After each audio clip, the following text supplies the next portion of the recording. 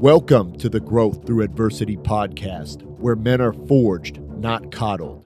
Here we dive deep into the path of true transformation in pursuit of physical, mental, spiritual, and temporal growth. We talk training, nutrition, business, mindset, and spirituality. We embrace strength and we loathe ease. We reject weakness in every form and cultivate power, the will to power itself. This is the rebirth of modern man. Raw masculinity, tempered by reason, virtue, and right action, because nothing of value is earned without sacrifice. Let's begin our apotheosis together.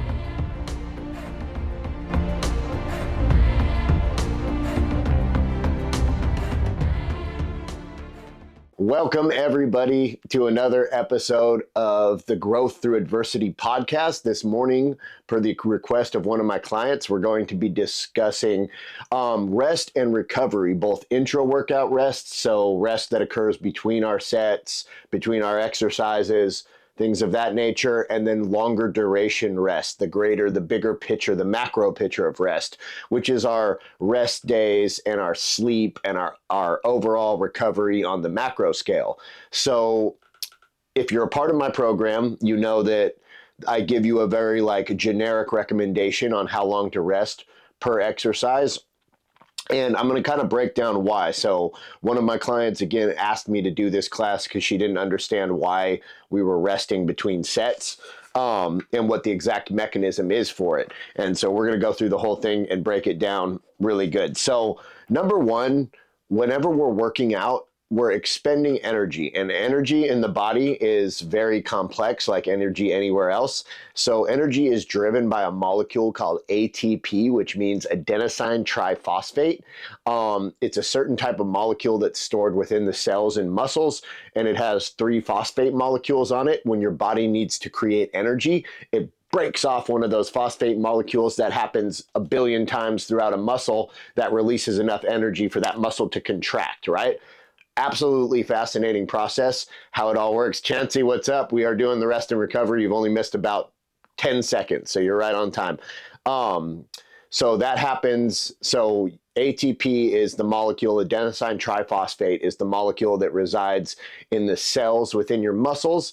And the way that your muscles contract is by shaving off, breaking one of those phosphate molecules off of ATP, and then it leaves a molecule called ADP, adenosine diphosphate, di as in 2, right? And then, so now you have this molecule that is short one phosphate molecule, so we have to restore that phosphate molecule. Creatine phosphate carries, hence why we supplement creatine, carries phosphate molecules into the cells in the muscles and restores ADP back to ATP so you can recreate energy on a cellular level again and make your muscles contract over and over. Once you run out of ATP, you can no longer create force through ATP. Now, there are lower threshold energy pathways that occur through oxidization, through bringing in oxygen, that can sustain much lower levels of ATP much more steadily.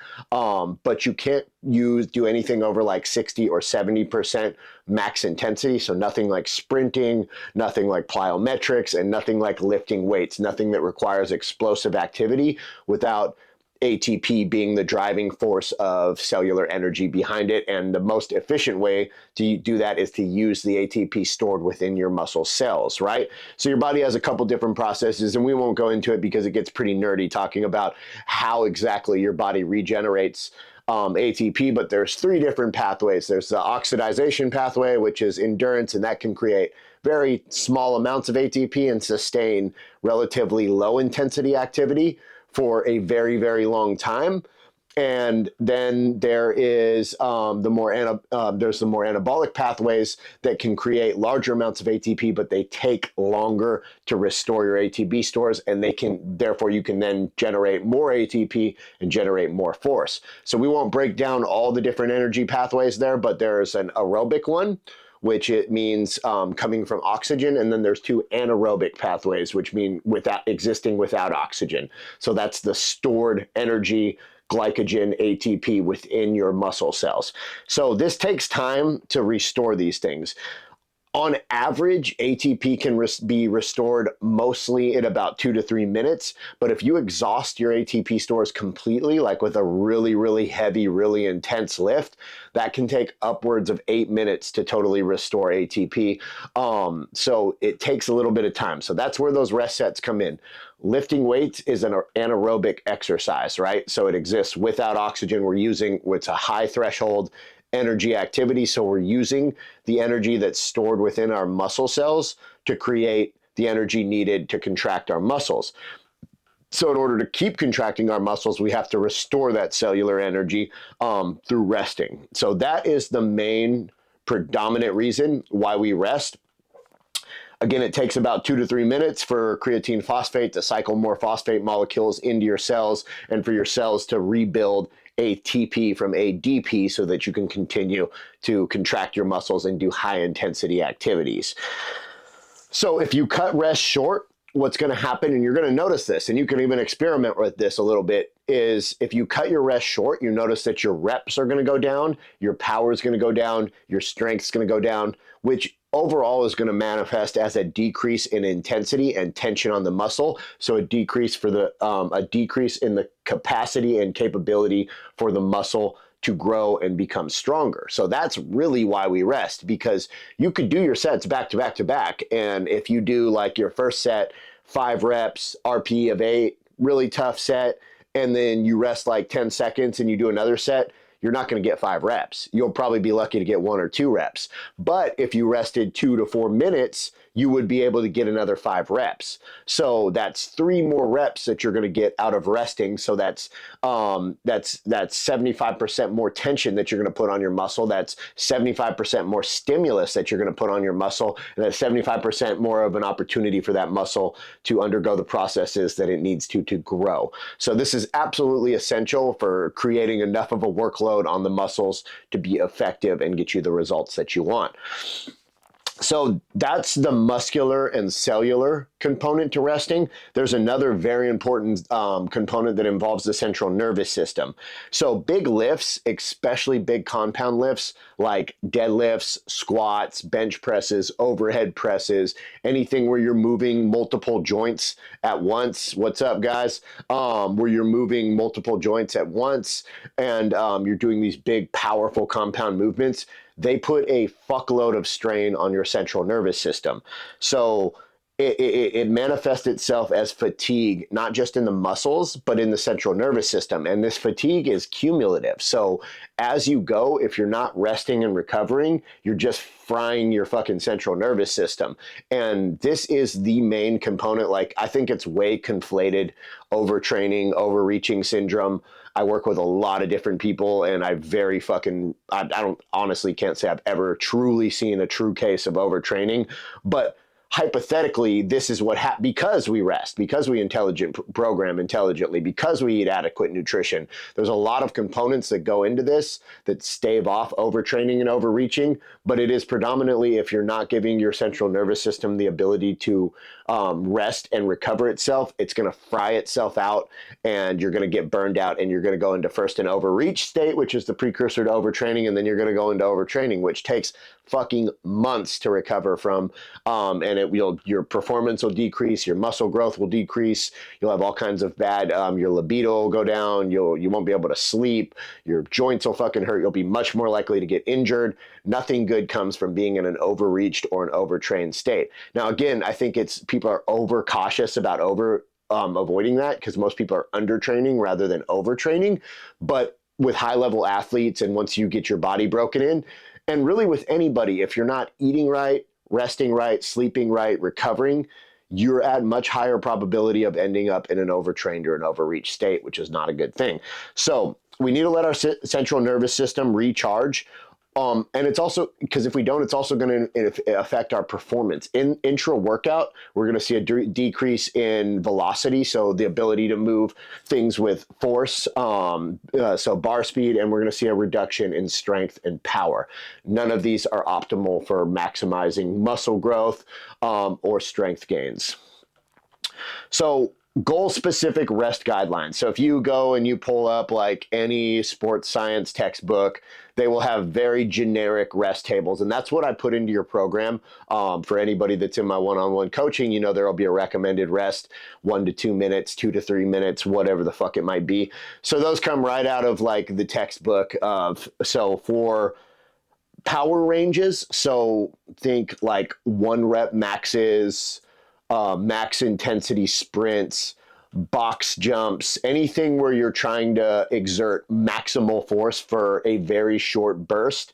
You can rest anywhere from 3 to upwards of 8 minutes or longer for that, right? So think about like a power lifter in a meet. When they're training, honestly, they'll do a 1 rep max and then they'll rest 10 minutes. So a lot of their workout is just sitting there waiting, recovering, waiting for their next set. It's fucking funny watching powerlifters because it's like it's very high intensity when they lift, but then it's like they're like gorillas. They just sit there for their fucking 80% of their workout because they need to, because they're exerting so much force against the bar. They're putting so much, they're frying their central nervous so much, and they're expending so much of the cellular energy that it takes that long to recover, right? So that's the power ranges, maximum output. Strength ranges, think of working in like the 3 to 6 rep range. You're going to want to rest somewhere between like 2 to 5 minutes to let your central nervous system recover and to let your ATP restore itself. Now, hypertrophy or muscle growth, this is where things get a little bit more complex. So we need to recover, right? Because we want to get maximal tension on our muscles to make them grow. That's what makes muscles grow. But at the same time, we want to maintain a little bit higher level of fatigue. So when we're working for strictly strength, we don't want any fatigue. We want to rest until all the fatigue's gone, so our next set we can exert maximal force. Hypertrophy, it's a little bit different. We want cumulative fatigue, but we want to recover enough that we can still get most of the programmed reps that we're supposed to get so that we can get a really high intense set. So what they'll typically recommend is somewhere between the 30 to 90-second range for muscle growth rest ranges. Again, that will change quite a bit. You got to ride the line there between fatigue and recovery. You want to still be suffering a little bit. You want to still be fatigued when you go into your next set, but you don't want to be so much that rather than 10 reps, you get 6 reps, if that makes sense. So, and then endurance conditioning type stuff, much shorter rest. So we're trying to work the cardiovascular system here. Cardiovascular system runs on an oxidative energy pathway, so it uses oxygen for fuel, so it recovers much quicker and it puts out lower outputs of energy, so it can recover quicker and generate that activity on a regular basis. So for these, you only need to rest somewhere between 20 and 60 seconds. And if you're resting longer than 60 seconds, you're bullshitting and you're taking away from your workout. So that's kind of like the generic formula that they recommend. And I do agree with the endurance conditioning, keeping rest sets. Like I like them around like 20 to 30 seconds. Usually I'll start people off a little longer, like 30, 45 seconds till they get broken in. And then we'll shorten it down to where you're like working 30 seconds, resting 30 seconds, working 30 seconds, resting 30 seconds, super high intensity when you're working, and then resting just enough to let your heart rate plummet, and that undulating heart rate, really good for VO2 max and just for overall cardiovascular conditioning. I use that with my athletes a lot. So now I have my 3-step primal method to recovery. So for all weightlifting, this is really what I recommend you use. Rather than just like, bringing your stopwatch and timing your rest sets, curtail it to your own, how you're feeling individually, because how long it takes you to recover is going to be different than how long it takes me to recover and how long it takes somebody else to recover, right? So I have a 3-step method. Number 1, breath. So your cardiovascular system has to be completely recovered before you're ready to do your next set. So for any fucking buddy who's done a heavy set of like back squats, so right now I'm doing a lot of hypertrophy rate work. So I'm doing a lot of higher rep ranges, 10 reps, 12 reps, at leaving maybe 1 rep in reserve. So working at like a 10 or a 9 RPE, that's a brutal fucking set. You do 10 or 12 reps of a back squat at basically like, a maximal fucking intensity. it takes you come out of that like fucking wheezing, and I mean, you sound like a 300, like a fat chick at the mall, and the McDonald's is on the second floor, and the escalator's broken, but she's got to get up there. She's famished. She hasn't eaten in like an hour and a half, so she's just got to truck her way up the fucking escalator without any power to help. That's what you sound like when you come out of a set of fucking heavy squats. And it takes a fucking minute to recover from that. And you're not ready to do your next set until you're fully fucking recovered from that and your breathing has once again normalized. So that's the first thing I listen to. Until I'm done fucking hacking and wheezing after a set, I'm not even considering doing my next set. Number 2, muscle check. Spasming, shaking, convulsing, you know what I mean? All that shit. You come out of a really hard set and you're having those fucking involuntary you're not ready to do your next set until all that shit stops. That's your central nervous system. That's all those fucking hormones and endorphins going crazy. That's your muscles fucking spasming and contracting because they hate you, because you just put them through an unsufferable amount of fucking torture. You are not ready to do your next set until that recovers. So wait on that. And then finally, so, and again, this isn't time-based. I don't care. Sometimes this takes 1 minute. Sometimes this takes 10 minutes. Like I said, those really high volume, high intensity squat sets, big hard compound movements, deadlifts. Yeah, I'm recovering as long as I need to recover to be able to get a quality set on the next one and to get a really good workout. So, and then the final method that I use is the gut check. So this is in what I call instinctive readiness. You feel when your muscles are ready to go. You know when you're like legitimately need to rest, and like when you're sitting there fucking texting your girlfriend or fucking scrolling fucking Instagram or whatever the fuck, you know what I mean? Like when you're procrastinating because the next set's gonna suck and you know it and you're like, fuck, I don't want to do it. So once you get to that point, you're not breathing heavy anymore. Your muscles have stopped fucking spasming, you know, it doesn't look like you're fucking having an epileptic seizure anymore, and you feel like you're ready to go, then you're ready to go. Anything beyond that, you're procrastinating. So again, this might take 1 minute, this might take 10 minutes, depending on your fitness level, the exercise, and the intensity, but basing it off this is going to give you the best results. So this 3-step framework is it's a hack, it's a secret, and trust me, use this, it's going to serve you really fucking well.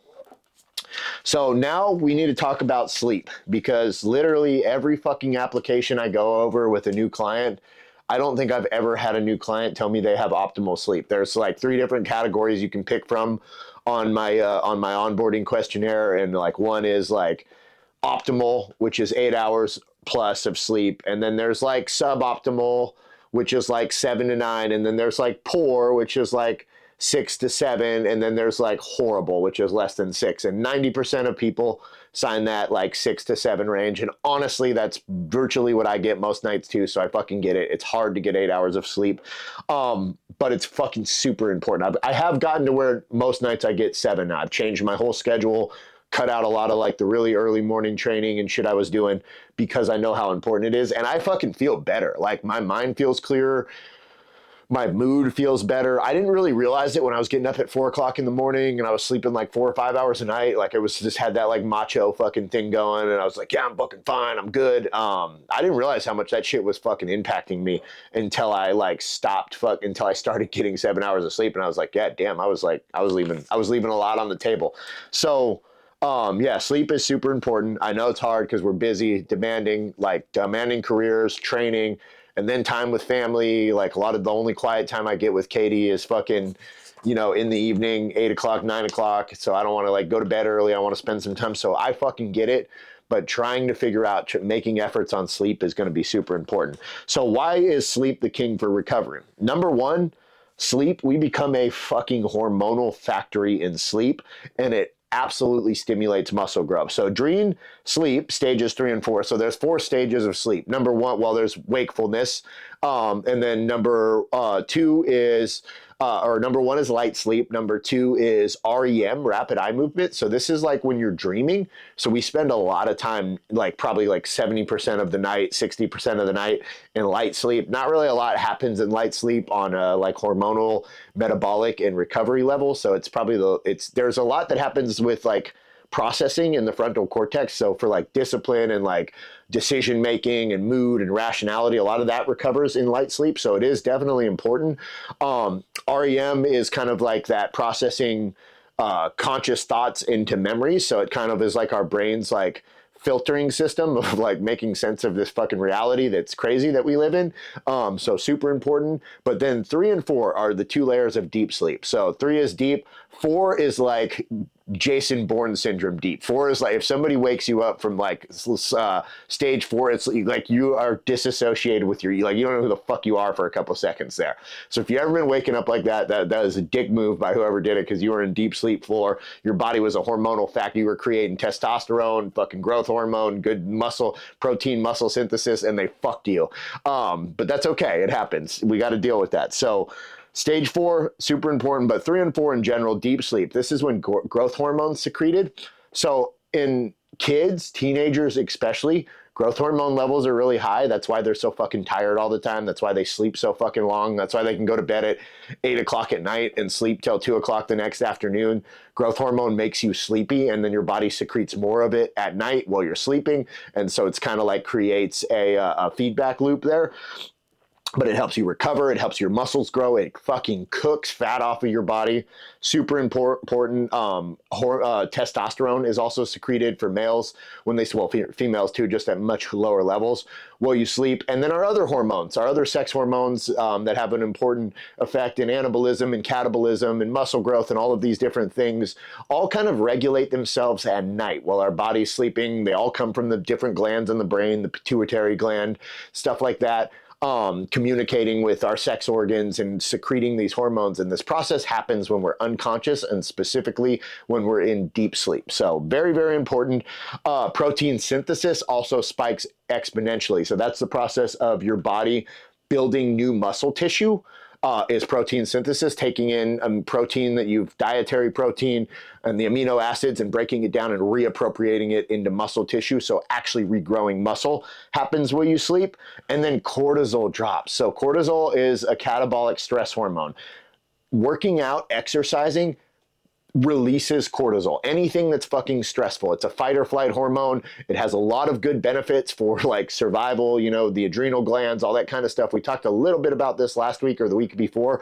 But cortisol, out of control, what happens if we're not recovering after these workouts and letting our cortisol go back down and then normalize, is it just kind of keeps going up. Then we get fucking stressed at work and it goes up a little higher. And then we have an argument with our old lady and it goes up even fucking higher. And then our kids do something stupid and it goes up even. So it's like we never get a chance to let this cortisol normalize, and it fucking totally fucks us up.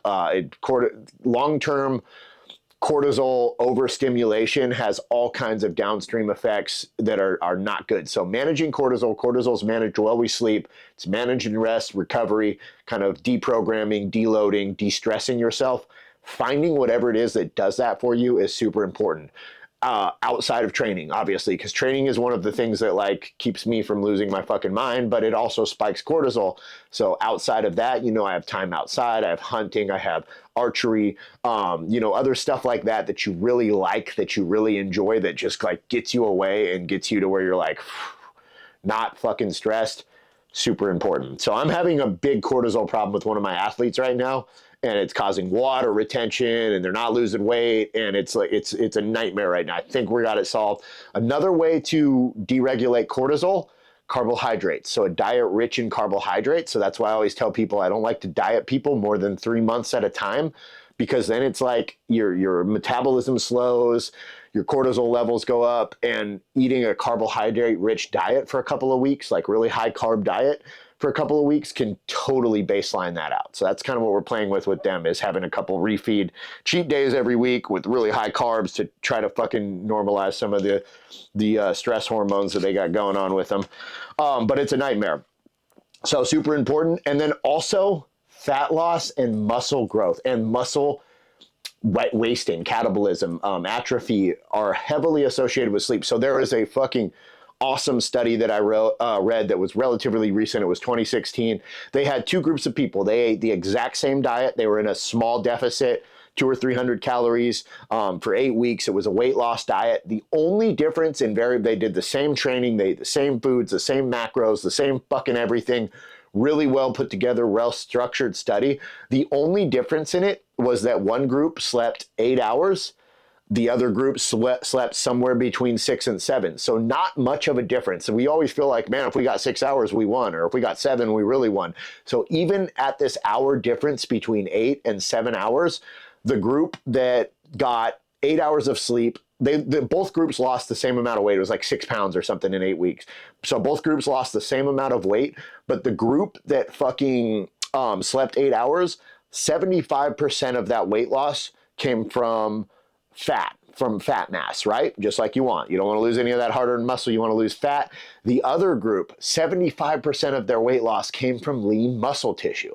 So for some fucking reason, not getting enough sleep, and it's hormonal, it's growth hormone, it's testosterone, it's all of these things that are designed to preserve and build muscle and burn fat are not regulated because you're not getting adequate amounts of sleep. But because of that, they lost the same amount of weight. They did all the same stuff. One group lost fucking fat. The group that didn't, the group that slept 8 hours lost fat. The group that didn't sleep 8 hours lost all that muscle. They lost all that weight and muscle. That fucking sucks. So you guys work really hard in the gym. At least everybody on here that's one of my clients. You guys work way too hard in the gym to be fucking not sleeping and costing yourself all that hard-earned muscle. So just don't do it. Cool. Yeah, we talked about how your brain resets, mostly prefrontal cortex. So that's like the mammalian part of your brain, conscious thought, rational thought, logical thought, decision-making, motivation. All of this is fucking compromised if you're not sleeping enough. So keep your prefrontal cortex healthy. That helps you make good decisions. That's why kids are so fucking stupid. Their prefrontal cortex isn't fucking fully developed, so they do all kinds of dumb, weird shit. None of us want to go back to doing that, I'm sure. I don't, definitely. So again, optimal sleep for the general population, 7 to 9 hours, man, is fucking ideal. I get it. It's hard, but really try to change your schedule, make that work. For athletes, 8 to 10 hours consistently. Athletes put a lot more stress on their body. You know, they're training 6, 7 hours a day. Sometimes when I was professionally fighting, I was training 4 hours a day was a short day in 2 or 3 different training blocks. So you are putting unhuman amounts of stress on your body, unhuman amounts of stress, and then you're dieting, and then you're in a calorie deficit. The only thing you've got going for you is you need to make it up in sleep. So if you're a high-level athlete, 8 to 10 hours consistently. People that are serious, the best athletes out there, every one of them sleeps no less than 9 hours. It's a universal fucking truth. Less than 6 hours is horrible. So 6 to 7 is pretty fucking shitty. Less than 6, testosterone drops sometimes as much as 50%. Recovery tanks, fat loss stalls, muscle loss begins. So really bad things start happening under 6 hours. Now, I will add a caveat here. Sleep is kind of individual. There are some freaks out there, genetic freaks of nature. One of my business coaches sleeps 4 hours a night, and he's fucking operates at a very high level CEO. So there are some exceptions to this rule. Some people don't need a lot of sleep. As you get older, you need less sleep. But still, we're training, we're pushing the envelope here. So unless you're one of those freaks where it's like, okay, you go to sleep and get fucking 4 hours of sleep and you wake up like refreshed and feeling good, that's what you're looking for. If you're refreshed, if you're feeling good, if it doesn't take you fucking 2 gallons of caffeine to get through your workday, you're probably getting enough sleep. If you're having to drink 6 fucking what are the C4 energy drinks, stop your heart energy drinks. I know when I don't get enough sleep because I have like 2 of those Ghost energy drinks and fucking 4 espressos and I'm still fucking tired and yawning. So if that's you, get more sleep. If you're fucking refreshed and feeling good, you're probably getting enough and you don't really need to think about this too much. So last little section here, why do we take full rest and recovery days? Number 1, to prevent burnout. Overtraining, plateaus, mood swings, injuries, low libido, all this comes from overtraining syndrome. So we want to give our body a chance to just kind of reset. Furthermore, tendons and joint repair. So tendons, soft tissues, ligaments, all of that kind of stuff, cartilage, it all heals. It all gets broken down with weight training, but it heals a lot less quickly than muscle tissue does. So we need to give our system time to recover and to rebuild those soft tissues so that we don't just get cumulative damage to them and end up getting overuse injury, tennis elbow, all that kind of bad stuff, bicep tendonitis, all kinds of weird shit happens if you don't let these tendons fully recover. That's going to happen in those full active rest days. And then like a mental and emotional reset. So like when you rest, you come out of your rest days feeling sharp, driven, ready to get back. So if you just worked out 7 days a week, it's like you don't ever have anything to look forward to. Our minds don't like feeling hopeless. Like there's no end to our fucking misery. And I enjoy training, but I also enjoy my rest days. I enjoy feeling completed at the end of the week. Like, okay, cool. I got all my workouts in. Now I've got 2 days where I fucking chill. You know what I mean? Get my steps in and fucking hang out and just kind of relax and reset. And then by Monday, I'm like, fuck, I want to get back to the gym. You know what I mean? Now I'm like excited. I want to go push my fucking next PR and you know what I mean? But if I didn't take that rest time, I would be a lot less excited Monday. So I wouldn't train as hard Monday. So you actually get higher quality training by letting yourself reset and giving yourself something to look forward to there. So we'll talk about a couple principles that play into this. So I've got a reel on my Instagram and Facebook about super compensation. So I won't go into this too deep, but super compensation is when you train. So if this is baseline threshold, you train, what happens is, first of all, you have a dip where everything gets broken down because training is catabolic, right? So you have a decrease in performance, but then your body recognizes that. And when you recover, it overcompensates and it shoots up. So if it started here, it overcompensates and it shoots up higher. And so every time it's slowly going higher in this process. If you're overtraining, it just goes down, doesn't come back up to baseline, and it has the opposite effect. So that's where recovery comes in, letting your body super compensate to the work that you're doing. And then progressive overload. So if you can't add more weight, you can't add more reps, and you can't add more volume if your body's fried, your joints hurt, your tendons fucking hurt, everything hurts, and you're fucking exhausted and fatigued. So in order to effectively progressive overload, which is the key to building muscle and the key to building mass, you absolutely have to rest and recover adequately. So other than that, that wraps up this little fucking diatribe on rest and recovery. If you guys have anything, so this replay will be posted on both Instagram and on Facebook if you want to reference back to this. It'll be on my podcast on YouTube too. But if you guys have any specific topics that you want me to go over next week, let me know. Shoot me a DM on Facebook or Instagram, whatever, and I'll put something together. If not, we're going to talk about the difference between cardio and weight training for fat loss. That was what I had scheduled for today, but Chancey asked for this, so we switched it up, and I had a lot of fun with this. Other than that, man, you guys have a great weekend.